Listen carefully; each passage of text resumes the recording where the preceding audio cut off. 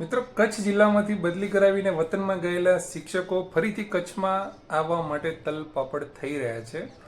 શું છે આખો મુદ્દો વિગતવાર જોઈએ તો જ્યારે નવા શિક્ષકો જે છે એ હમણાં લાગેલા ઘણા બધા શિક્ષકો જે છે એ નવી ભરતીમાં જોડાયા બાદ પોતાના વતનમાં જવાનો એમને નવી ભરતીમાં ફરી ચાન્સ મળે છે તો 3 લાખનું બોન્ડ ભરીને શિક્ષકો જે છે એ નવા શિક્ષકો એક તરફ પોતાના વતનમાં જઈ રહ્યા છે.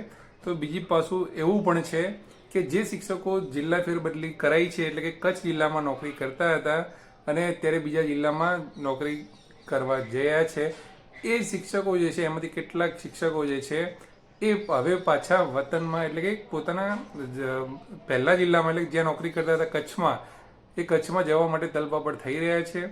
કારણ એવું ધરી રહ્યા છે કે કચ્છમાં એમને જે આત્મીયતા મળતી હતી, જે એમને લાગણીસભર વાતાવરણ જે મળતું હતું એ અત્યારે અન્ય જિલ્લામાં એમને નથી મળી રહ્યું અને ત્યાં સેટ નથી થઈ રહ્યા.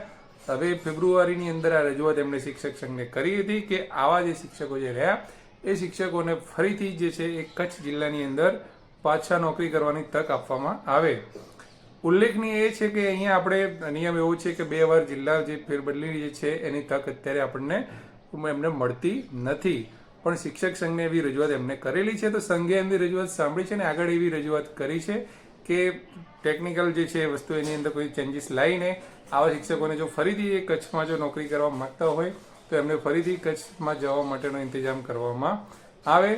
સાથે સાથે આવા શિક્ષકો એવી શરત પણ મૂકી છે, એટલે કે એવી રજૂઆત એવી કરી છે સાથે, એટલે કે જે તમે એમને કચ્છમાં ફરીથી ટ્રાન્સફર અમને આપશો, એટલે કે અમે ફરીથી કચ્છમાં જો નોકરી કરવા માટે જઈશું તો આજીવન જ્યાં સુધી નિવૃત્ત નહીં થઈએ ત્યાં સુધી અમે કચ્છમાં જ નોકરી કરીશું. તો ખરેખર કચ્છની અંદર, કચ્છની ધરતીમાં કે કચ્છની માટીમાં એવી તો તાકાત તો કંઈક તો હશે જ કે આવા શિક્ષકો જે છે એ ફરીથી કચ્છમાં જવા માટે તૈયાર હશે. તો શું કંઈ કારણ હોઈ શકે છે, તમે કોમેન્ટ બોક્સમાં જરૂરથી જણાવજો. અને સાથે સાથે શિક્ષક સંઘ જે છે એમને સરકારમાં જે છે અમુક બીજી જે બાબતો જે છે એની પણ માગણીઓ મૂકેલી છે.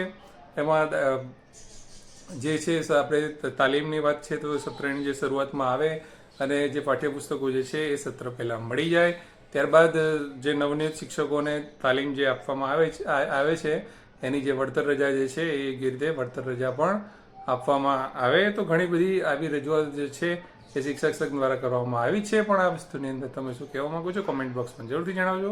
આવી જ નવી માહિતી માટે ફોલો કરો, સબસ્ક્રાઈબ કરો એજ્યુકેશન વિથ જિજ્ઞેશને. જય હિન્દ, જય ભારત, થેન્ક યુ.